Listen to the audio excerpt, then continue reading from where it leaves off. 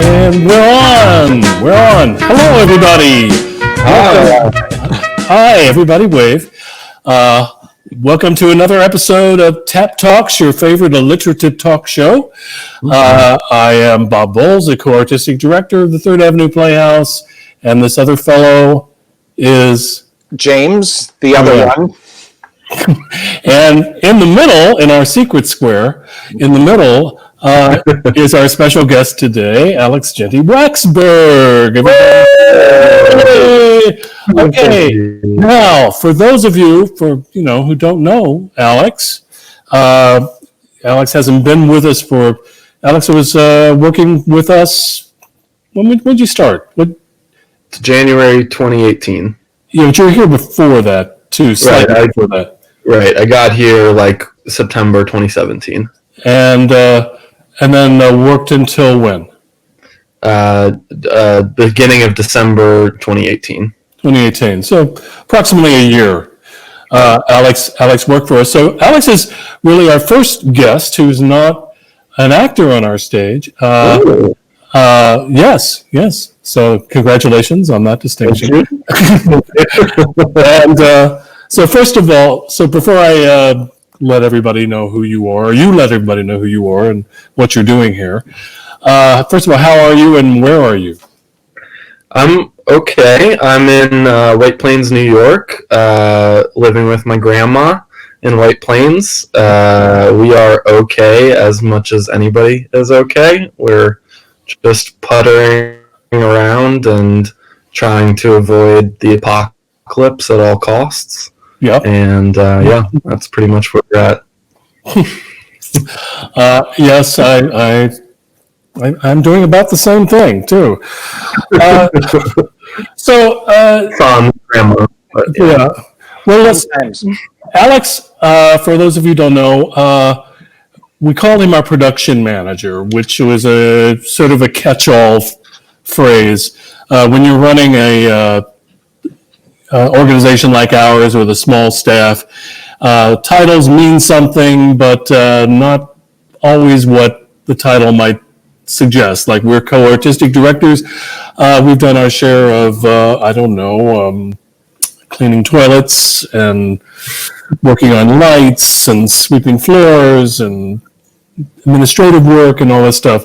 So our jobs, in other words, are indistinguishable from Alex's, because you did all of those things too. Yes, except we do have focuses, and so Alex fulfilled a very important function at TAP. He was a stage manager for all of our productions. I would call him our education coordinator. You worked with the Stage Kids program. You directed a couple of shows with Stage Kids. You wrote an original piece for the Stage Kids program. You taught a film studies class, which we had to not call an adult film class, which we were going to call it, but then, of course, that conjures up different images. So it was all about that. Oh, yeah. TAP is going to have an adult film class. Everybody, we probably would have gotten a hell of a lot more people if we had done that. But we had a film class for adults, which was nevertheless very well attended and was a really wonderful, interesting. It was about films noir. Films noir. That's right. So that was Alex, and you became pretty indispensable for the time you were here. Just tell us how you came to Door County, why you came to Door County in the first place. I guess after college I had gone back home and I was living in White Plains for a while and feeling kind of restless. I had worked at some after-school programs doing theater and arts programming, but felt just like wanting something new. So I had this friend Will, house, Genty, has a house in Door County that they rent out in the summer, and it's free during the year. So we decided in August of 2017 to move out and kind of just see what happened. So it was really just kind of on a whim, just in my early 20s, feeling like changing things up. So I came here and, just looked for some work. I wrote for the Peninsula Pulse for a little while, and I was doing some work with a lawyer a little bit. And I think eventually we ended up, I guess I contacted you guys kind of even before I came out here. I gave you guys a call. We talked on the phone a little bit, and we wanted to meet each other once I came out here. So I came once I got out here. We had a long meeting and just hit it off. And really, the what I felt was like I hope I can work with these guys in some way or other. You guys were all staffed up at that point, so it was just trying to figure out a way that I could figure out the way to work with you guys, and you were so open to that also, which was wonderful. So I think the first thing was that film noir class actually was starting to plan that thing out, and you guys were really open to that, which was awesome. And we were able to plot that out together, which ended up being in February. And I think as we were planning that out, then in December, you guys sent a cryptic email that asked me to come in and that you had a question for me. And that was, I thought I was in trouble for something, and you guys said that Logan was leaving as the production manager, and would I want to come on staff as production manager in January, and that's how we started working together. So that was, I feel very fortunate that the timing worked out that way, that I got to work as production manager at a time when you guys needed one, and it worked out really well. It worked out extremely well, and so you ended up staying here a lot longer than you would originally had intended, and that was our master plan. Right. To get you to stay here as long as possible. I'm going to get back to this later, but let's go back a little further. I want to give more story of your background. Not only where you're from and where you were brought up and everything, but the question we ask all the actors, and it certainly applies to you, because you're very much involved with the arts. You write, you're into film, theater. So question is, what was the spark that started that off for you? Was there an inciting incident? Was it just a series of things, or was it just one experience you had that said, I like this? And Yeah, sorry. Keep going. Oh, no. I just and an extension to that is, then when did you make the decision that this is what you wanted to do with yourself, with your life? But what was that first step? So I definitely, as I was growing up, my brother and sister did theater. So for a while, it felt like something that was not my thing. I played sports and kind of felt less interested in theater because I was forced to go to my siblings' shows and sit through them, and so it felt like something separate from me. I remember in middle school is when I started to get really into film. Me and my dad would start going to movies together and talking about the movies, and I just remember loving that process of kind of dissecting movies. And so high school, I just started watching all these movies all the time. And then I think so. It was junior year. I kind of gave up sports. I had an injury. The fall part of junior year, I assistant directed The Crucible, which all my friends were involved in. So I thought, maybe I'll get involved. This, assistant directing is a good way to do that. And also, once you've assistant directed a show, you can direct your own show at our high school. So I thought, this gives me the opportunity if it's something I'm interested in. So I assistant directed a show. I had a lot of fun with that. Felt frustrated because the directors didn't ever take my advice. In that spring, I ended up directing a short play called A Shiner, a Diner with two of my friends. And that process was us just meeting every day after school in a courtyard It was a two-hander, and we just like worked on it and worked on it and worked on it, and it was a completely collaborative experience. And the idea of directing was kind of fluid with them. They were helping, and so I kind of came into it with this. It was just a feeling of working with my friends and having a really good time. The play went off, and it was like, you guys know the feeling. I don't know people who aren't involved in theater, but seeing your play performed for the first time and it being good and kind of having that that like moment when it's a blackout and you can kind of feel the breath of everybody taken in, and it was just like the greatest feeling I've ever had in my life. So I definitely locate that point as like ever since then it's always just been kind of like trying to regain that moment and that feeling. So I continued after that doing theater for the rest of high school and then college, and it was definitely after junior year it was the only thing I really cared about. Yeah, that's more or less my story as well. Except mine goes back a little further. I saw Rumpelstiltskin when I was 6, but it was really high school that really cemented me into that. So you went to college, so you studied theater, but you also started doing a lot of film work as well, right? Yeah, so I went to Pomona. Pomona was kind of an interesting school because it was on a campus of 5 different colleges. So I had this sense that Pomona had this great film department, which it didn't. But there was another school on campus that did have a good film department. So I took some classes there. I ended up being an English major with a creative writing focus. I took a lot of writing classes. What was great, and I talked to other people who went to school and did theater. I had a friend at Muhlenberg, and these schools that weren't BFA programs, but still had these really strong theater programs where it felt like it was just totally cluttered, and everybody was auditioning, and you couldn't get a role until your senior year, and just kind of hard to when there's so many kids involved, maybe hard to do work that you find interesting or that you're passionate about. And Pomona was great because it did not have a good good theater department, and did not have a lot of student involvement.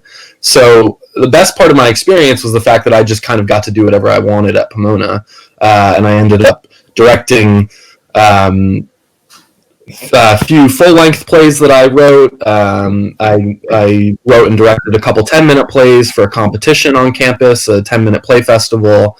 And so I think that more than anything also prepared me to work with you guys, where it was, it was on a much smaller scale of just like, you're the person doing everything. It was lighting and stage managing and prop design and all of those things I was thinking about in college, because there wasn't a lot of support from staff or anything like that. So it was definitely the way I was thinking about theater already. And then obviously once I got with you guys, it was just taking that to the nth degree of just, thinking about everything that goes into a show and having to be on top of all different aspects. Oh, look, some places in the real world do it like this too. Well, exactly. So that brings us up to you found us. How did you find us? I'm sure I searched best theater in Wisconsin, and you guys were the first Google search.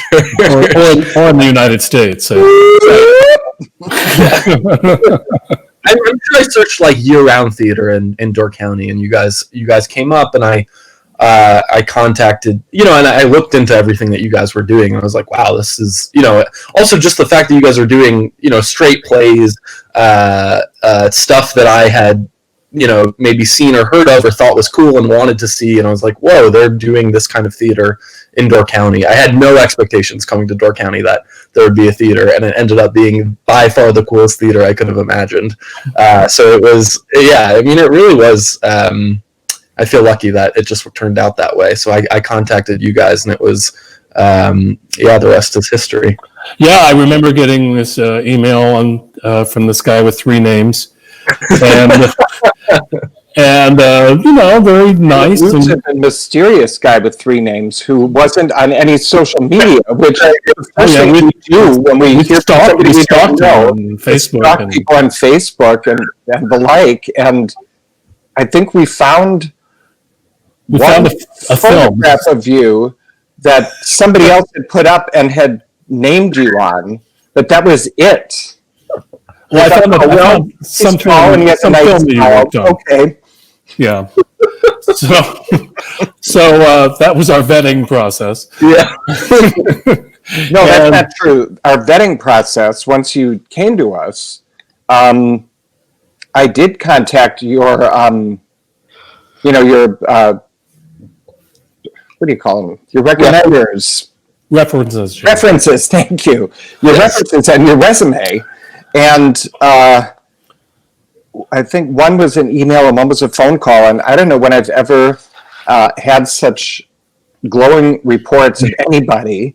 And that was just wonderful. And you did not disappoint. You lived up to everything that they said. And I know that just last week, Bob wrote a letter of recommendation for you. And I said, well, he read it to me. And I said, well, it's almost as nice as the ones that that I read about Alex. So, yeah, Perfect. Good. It's better. Well, anyway, we arranged to meet, and usually these meetings last maybe half an hour or so. Ours lasted I don't know how long. Yeah, it's like Hours.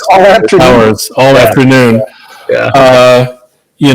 It was like we had known each other for forever, and very simpatico, and just were so impressed by you, and really wanted to work with you, and didn't at the time know exactly what that would be, Right. but you were going to be around, and we were going to figure something out, and we put our heads together and figured something out, because we really wanted you there. I mean, you're I don't know, the energy that you put out at that meeting is the energy you put out the entire time you were here, which is just this positive force of, just good energy that is contagious. By the time you left, about a year later, the amount of people that came in contact with you was pretty extraordinary. You had impressed not only us, but this wide range of people all over Door County. I know you know this, and your ears are burning, and I'm sure they still talk about you fondly, and you're probably still in contact with many of these people, like you are with us. But there was this Alex appreciation party by the time you left. There was this, so you come in here not knowing anybody, right? And you leave with this bushel full of friends, and that is, right. I don't know, Alex, that is not something that happens to everybody. It's duty to your own personality. Your parents raised you well. You're good people, and you somehow found us two, Charlotte, who we were good by just being in the room with you. And so, we just fed off of each other, and it was really nice. So talk about your time at TAP. What did you enjoy doing the most? What did you loathe the most? I mean, what things stand out to you from your time here?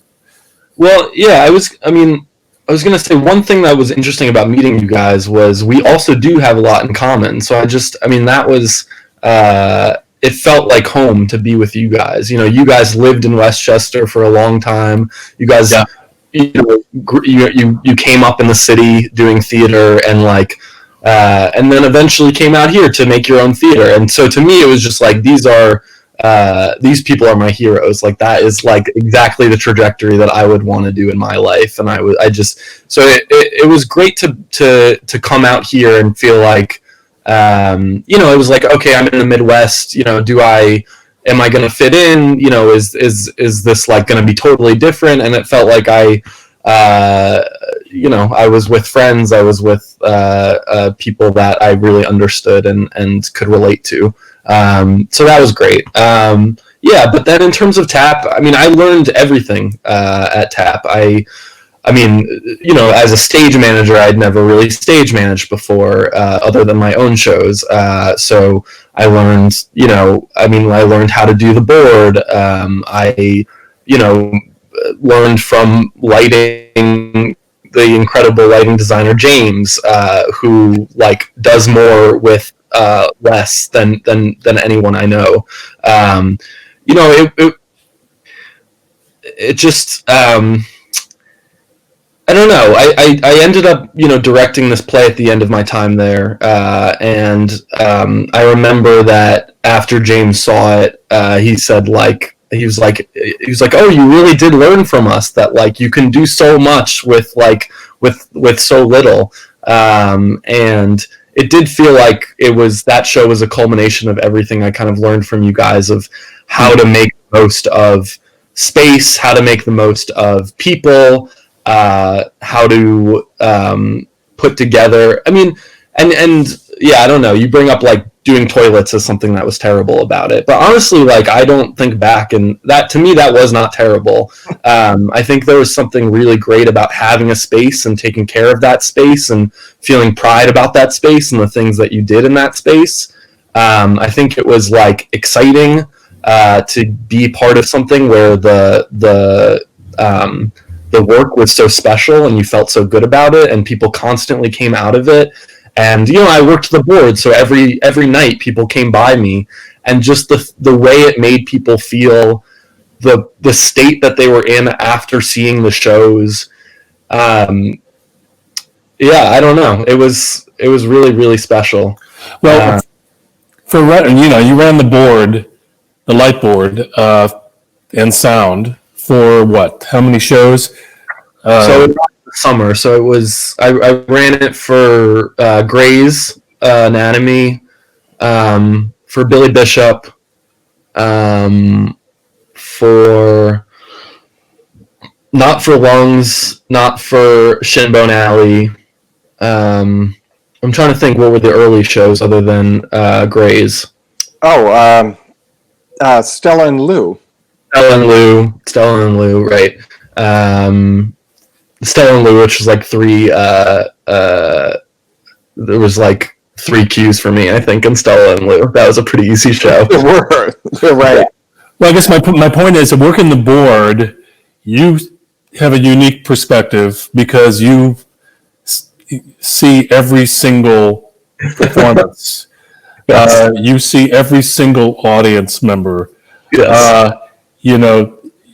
So talk about that for a moment. I mean, what, if anything, did you learn from that experience of seeing the same play over and over again with a different audience? How do things change from night to night?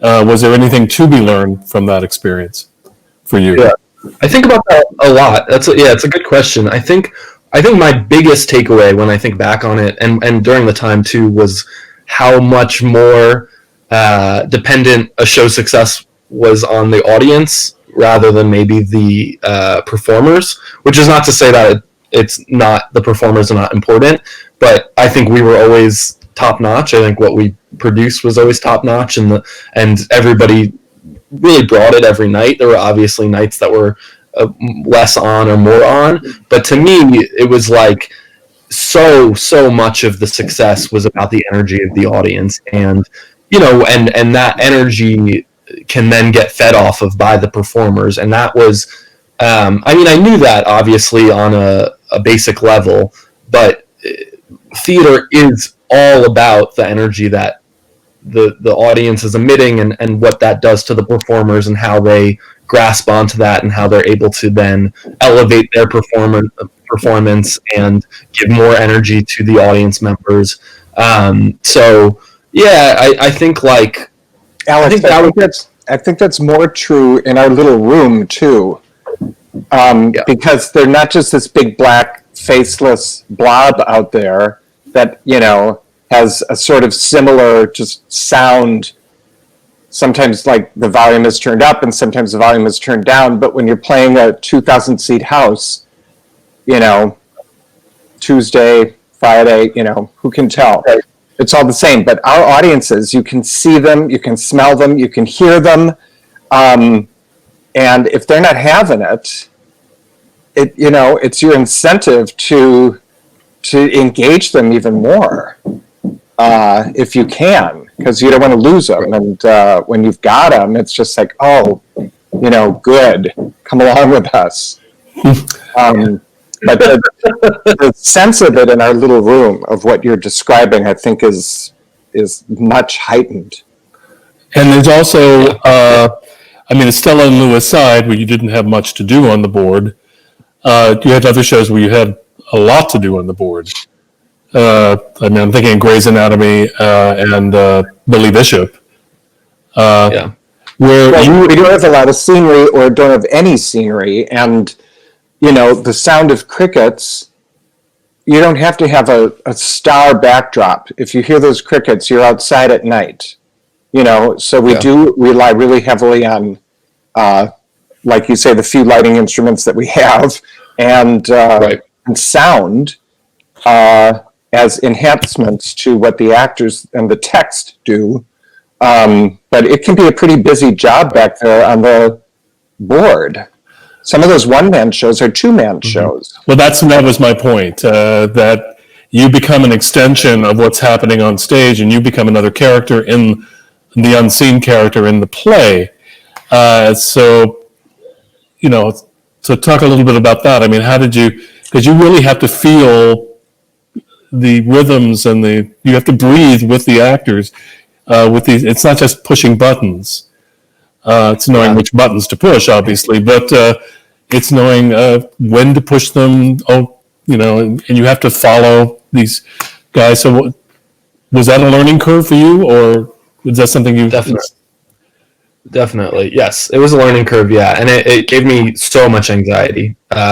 More anxious than anything has ever made me was especially like running the board on Billy Bishop or Grey's, where it felt like there were a lot of cues, and towards the beginning, I just felt so overwhelmed by them.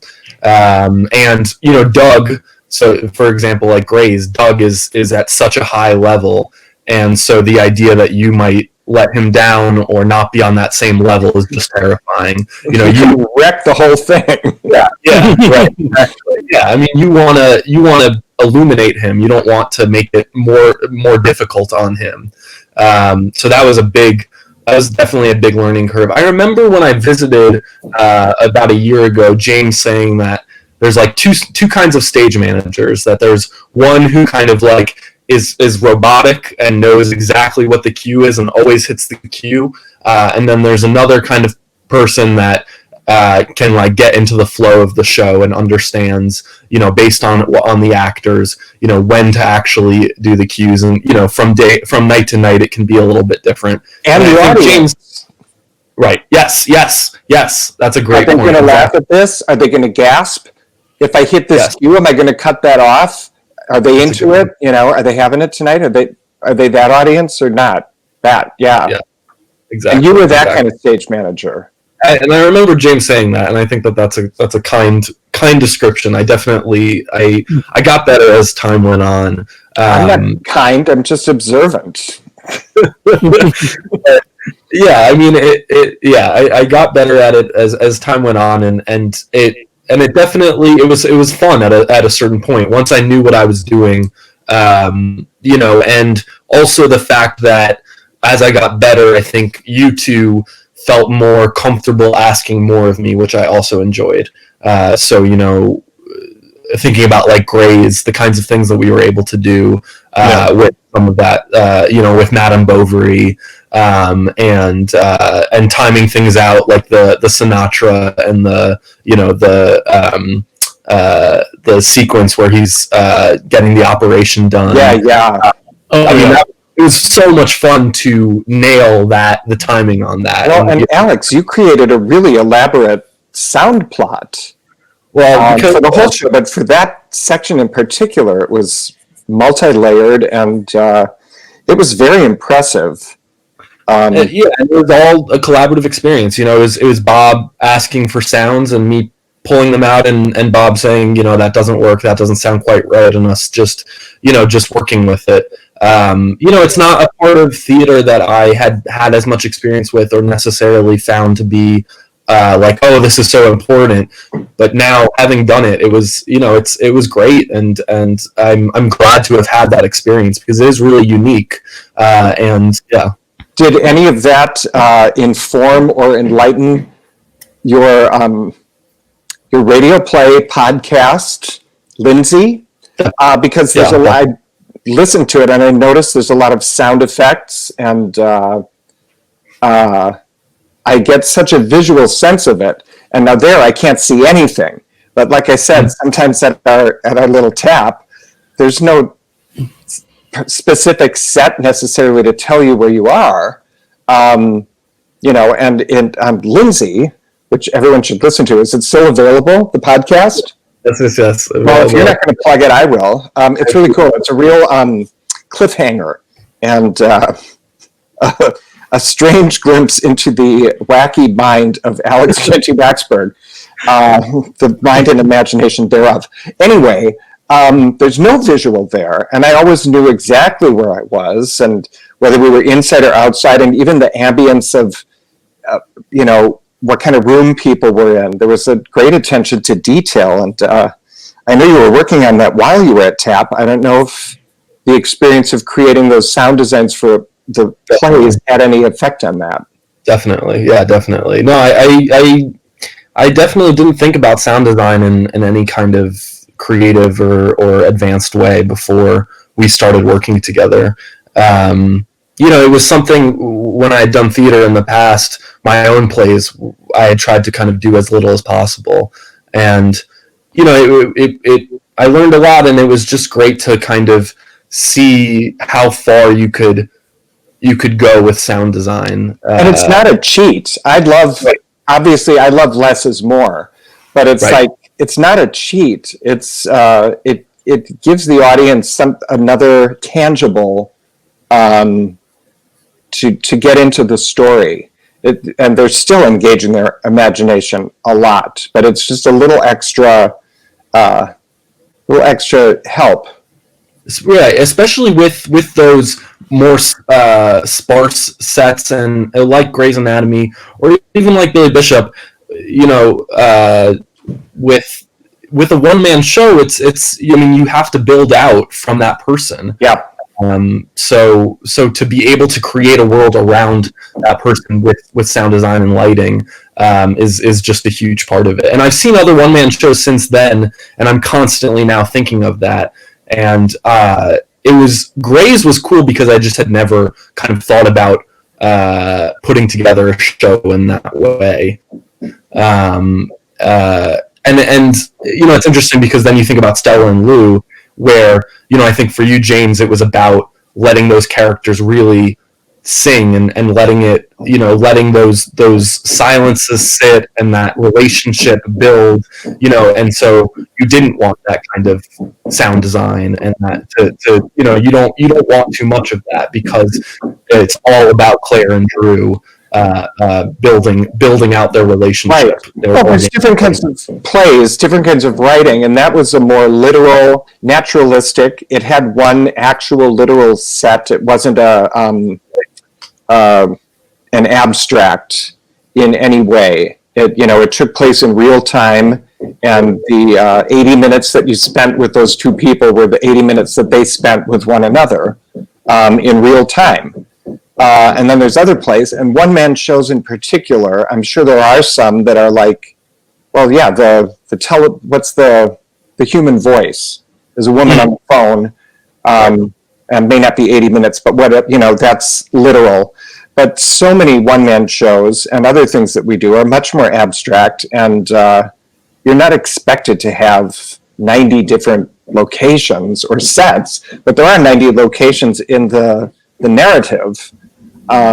So you have to pull out all the tools you can to... Yeah, just to create that world. And worlds. And all these things that we ask you to do, we knew instinctively, if not literally, that you would be able to handle them. I don't think we gave you anything that we didn't think you could handle. Things got too much or you needed help. We knew you would ask. You wouldn't pretend to know something you didn't know.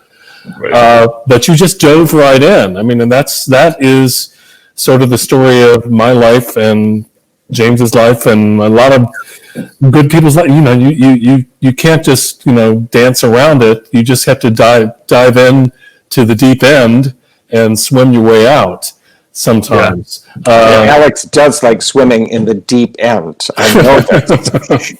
I did a lot of swimming as well. That was a big highlight. Yeah, one other thing I want to say is because I think I portrayed things. I said like, oh, doing a lot with a little. But the other thing that I really learned from you guys was, what you guys do is also you always do what is necessary for the show. So you're not doing a little because you don't have the resources, I think about, what we're talking about, like James, the Stella and Lou set was one of the most beautiful things I've ever seen because you knew that set needed to be really beautiful and really execute the vision of this place. Thank you. It was pretty well for us.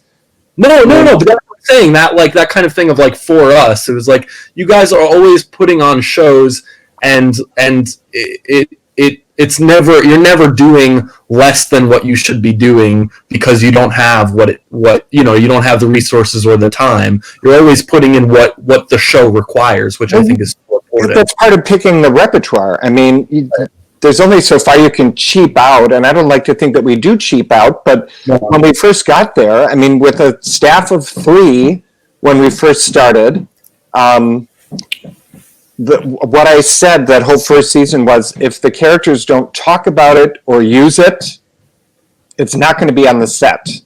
And that's still where I start, where we all start with designing, with, what props, what costumes, and what scenery are we going to have. And obviously, sometimes we've gone way beyond that and really dressed up the stage. And yeah, Stella and Lou was pretty cute. And when people see pictures of it, sometimes they think, was this a site-specific production? Did you do this in a bar? Right. If it was a higher resolution photo, they might not say that, but that even they have the impression that it was a real place is wonderful.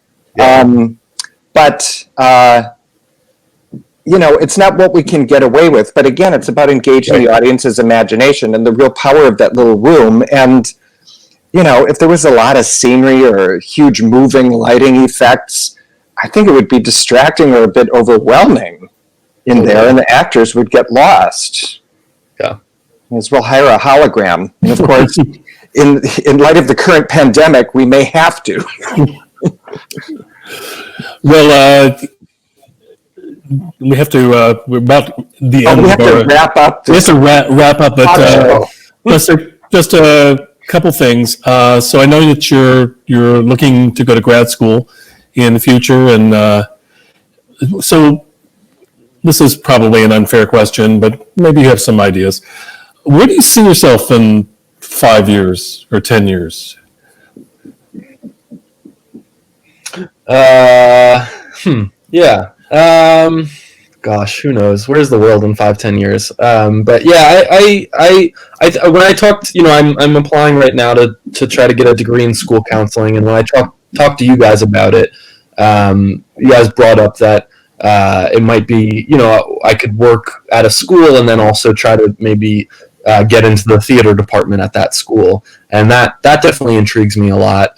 Getting to keep doing theater with kids, and I'm hopefully will keep producing my own work, and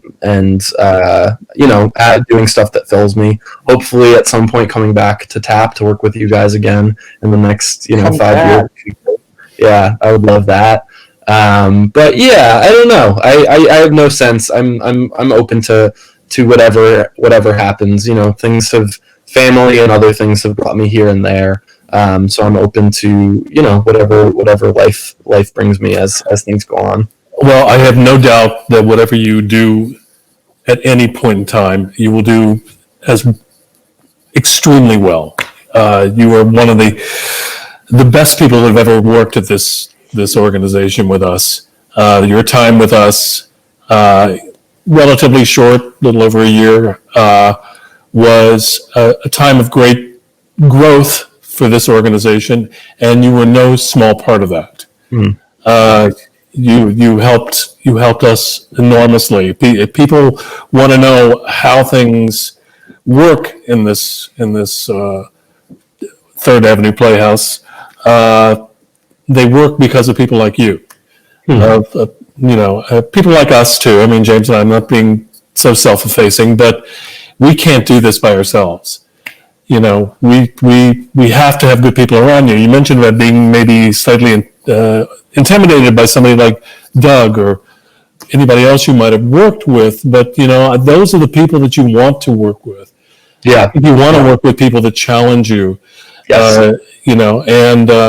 Without biting your head off. Without biting your head off or anything else. And, and we all have our skills, and in being a small staff, whoever comes to work with us, we want to, whatever you do best, we want you to do that, the best that you can do. Yeah. And, so you learn from us, we learn from you. It's the learning never really stops. And so I was so just really grateful that you were here. I wish you could have stayed longer, but we knew your shelf life was short anyway. You have other ambitions, you have other goals. Just happy that for the time that you were here, that we were able to be part of your life. Yeah, and I totally agree. Yeah, it was a really special time for me and really important. And right now, with everything the way it is, I just feel very thankful for a place like Third Avenue Playhouse. That I don't know. Things are so up in the air about gatherings and live audiences and everything, and TAP is just like the greatest place on earth, and it's just such a necessary thing for the Door County community and just in general to have a place like TAP, and to have like people be able to go up into the northern Midwest weirdos and feel like they have a place where they can go, and like even the fact that you guys host Love on Holiday and it's really you guys represent such a great part of the community of Door County of artists and creatives and weirdos that feel welcome at TAP. Oh, thank you for that. Thank you, Alex. We have to say goodbye. By the way, Alex referred to we living in Westchester County, New York, where Alex is now, in White Plains. We lived maybe 10 minutes away from you and didn't know each other, of course. It's a City of strangers. Thank you. But so we know from whence he speaks from that part of the country as well. So anyway, we have to thank we have a wonderful sponsor of these TAP Talks, a friend of the theater. And thank you, friend, who wants to remain anonymous. But nevertheless, we love our friends.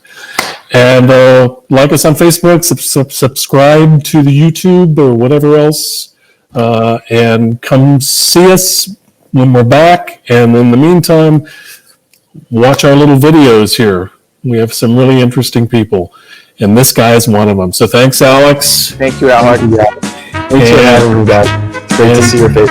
We'll see you next time. Bye. Bye.